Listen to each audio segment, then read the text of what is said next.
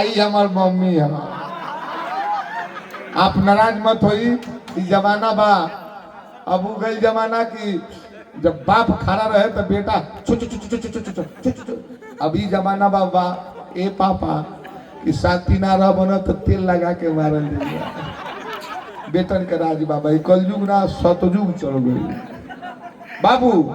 सतयुग कहा जाले कि जवनी मेहरारू को सही सऊदी अरब हो जाई बसा का। अरे साली पहलिया सेंट मन लस गए अरे यार अब मेहरारू कपड़ा फेंक के भेज लसियो अब भास्कर चौहान ले ना अब इतनी मत सट ए घर फुकनी हट जो आगे से इतनी मत सट के डिस्टर्ब हो जाए।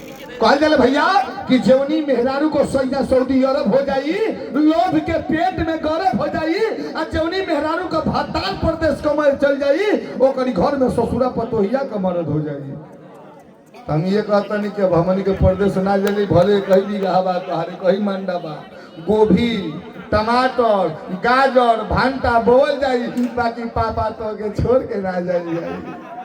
हाँ चाहे लाख जूता चप्पल संडिल तू मारा बीच बाजार में ए पापा इज्जत हमार उतारब कि बाबू काहे मरला ना मारल चाहत वाला बाबू तो रिकॉर्डिंग